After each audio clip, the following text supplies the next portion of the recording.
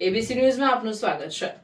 સિદ્ધપુર શહેરના ward number 7 માં આવેલી કૃષ્ણનગર સોસાયટી આગળ ગંદકી અને ગટરના પાણી ઉભરાતા સ્થાનિક રહીશોમાં ભારે રોષ જોવા મળી રહ્યો છે।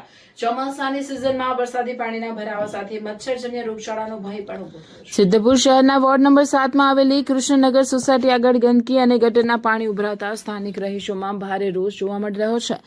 ચોમાસાની સિઝનમાં વરસાદી પાણીના ભરાવા સાથે મચ્છરજન્ય રોગચાળાનો ભય પણ ઉભો થયો છે। પાટણ જિલ્લાના ઐતિહાસિક શહેર સિદ્ધપુરના વોર્ડ નંબર 7 સ્થિત કૃષ્ણનગર સોસાયટીના રહીશો હાલ ગંદકી અને ગટરની ગંભીર સમસ્યાથી ત્રાહિમામ પુકારી ઉઠ્યા છે।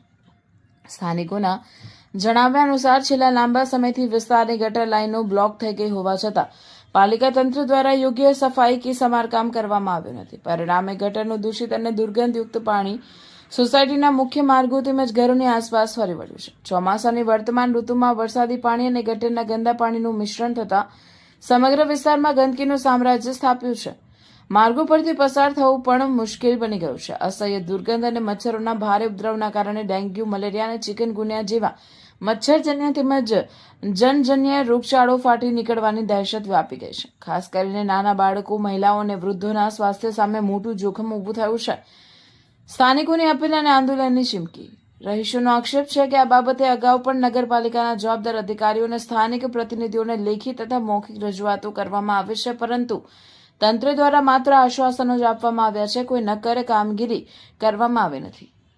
સ્થાનિક રહીશોએ આક્રોશ વ્યક્ત કરતા સ્પષ્ટ ચીમકી આપી છે કે જો પાલિકા તંત્ર દ્વારા ત્વરિત ધોરણે ગટર લાઇનની સફાઈ કરી આ સમસ્યાનો કાયમી નિકાલ કરવામાં નહીં આવે તો આગામી દિવસોમાં સમગ્ર સોસાયટીના લોકો એકઠા થઈ નગરપાલિકા કચેરી ખાતે ગાંધી ચિંધ્યા માર્ગે ઉગ્ર આંદોલન અને ધરણા પ્રદર્શન કરશે। રિપોર્ટર વિપુલભાઈ ચૌધરી, રાધનપુર।